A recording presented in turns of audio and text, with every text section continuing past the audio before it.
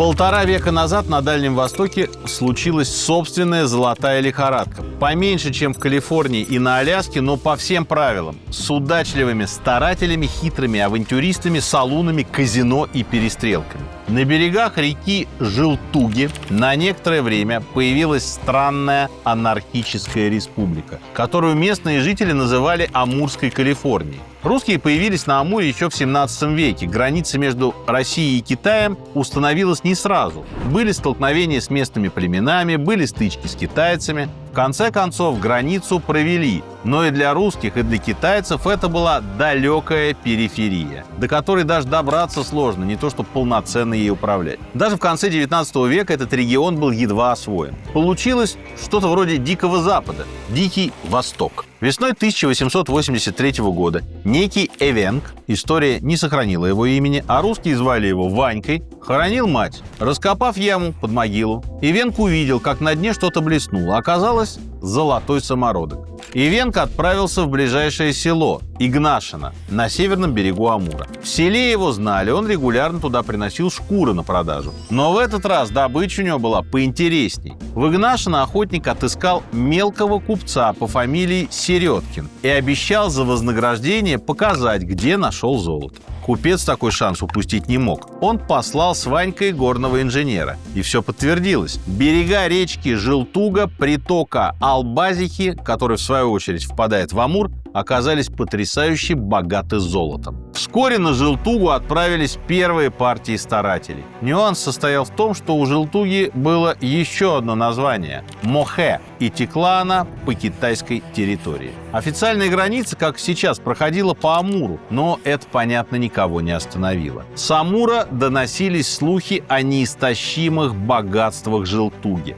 Как это формулировали в народе, «мох дери, да золото бери». Новость расходилась по маленьким селам вдоль Амура, а оттуда в Нерчинск, Читу, Иркутск, Благовещенск и даже на Сахалин. Началась настоящая золотая лихорадка. Люди бросали дома, семьи, профессии. На Желтугу бежали с каторги. Туда уходили солдаты, дезертировавшие из армии. На прииски ехали даже чиновники и интеллигенты. Берега Желтуги до сих пор безлюдные наполнились тысячами людей. Золотоискатели приходили и уходили, но в целом вокруг золотоносной реки обитали от 5 до 15 тысяч человек. В основном это, конечно, была бандитская вольница, авантюристы, бродяги, полубандиты и полноценные уголовники. Здесь были русские, китайцы, коренные народы Сибири, поляки и непонятно как попавшие сюда иностранцы со всех концов земли, от австрийцев до американцев. Корреспондент петербургских «Ведомостей» назвал эту публику «отчаянными негодяями». Вся эта разномастная толпа говорила в основном по-русски, иногда по-китайски, а иногда на русско-китайском пиджине. Главным центром Желтуги стал поселок под названием Калифорния. В основном он состоял из примитивных срубов, построенных на скорую руку. Такое жилье имело площадь около 70 метров, 2-метровый потолок, пол из наскоро оструганных досок или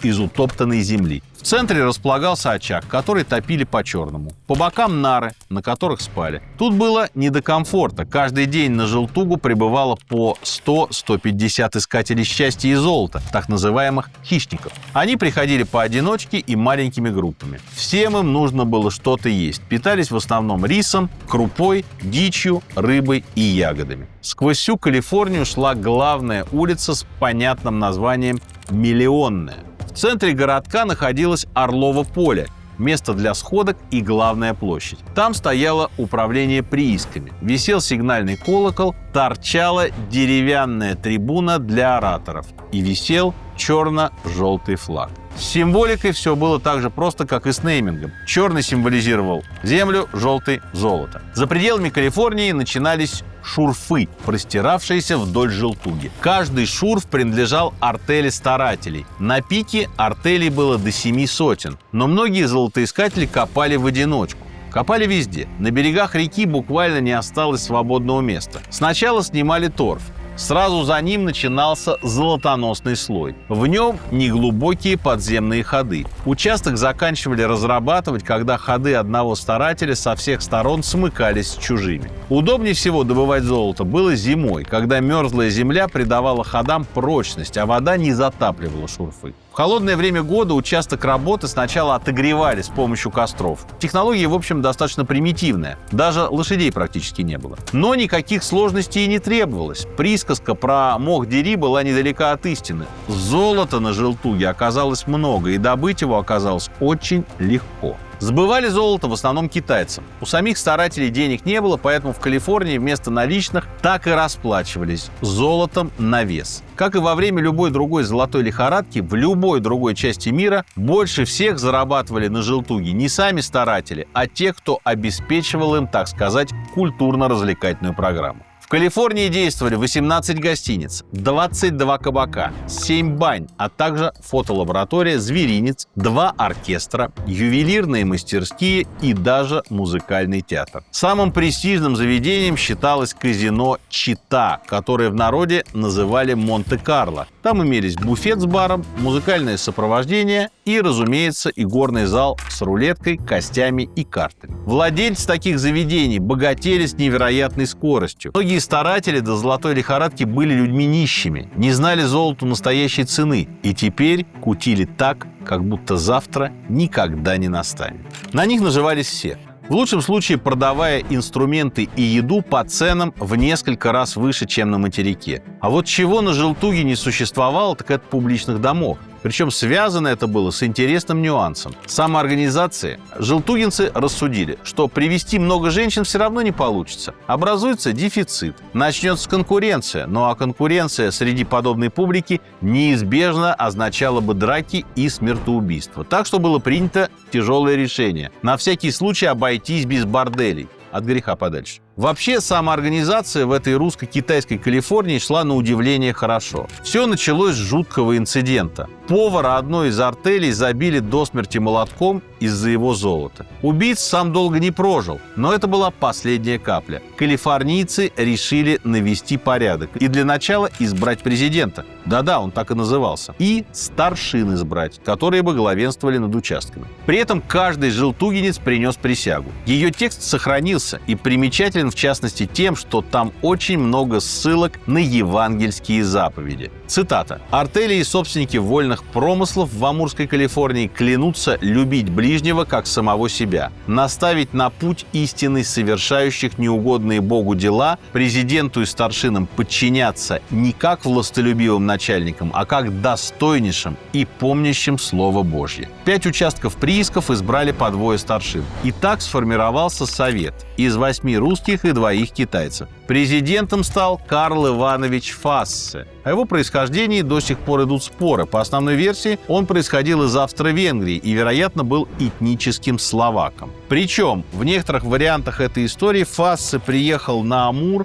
не из Словакии, а из американской Калифорнии. По другой версии, он окончил юридический факультет в России, потом работал чиновником, а на Амур попал, как и все, из-за слухов о несметном богатстве. Как бы то ни было, человек он оказался способный и порядок навел быстро. Самому президенту и старшинам платили жалования. Старшины же составляли коллегию судей первой инстанции. Обжаловать их решение можно было у президента. Был назначен казначей, ведавший финансами Калифорнии. Собирались налоги. 10% со стоимости товара торговцев. 25% на спиртное. 20% удерживались с владельцев заведений. На эти деньги содержали полицию, пожарную охрану, а также бесплатный для всех лазарет. Система уголовных наказаний была простой и предельно доходчивой. За мелкие правонарушения, вроде помех в работе приисков, но без серьезных последствий, штрафовали. За средние по типу пьяного хулиганства, содомии или привода на прииски женщин били палками или розгами.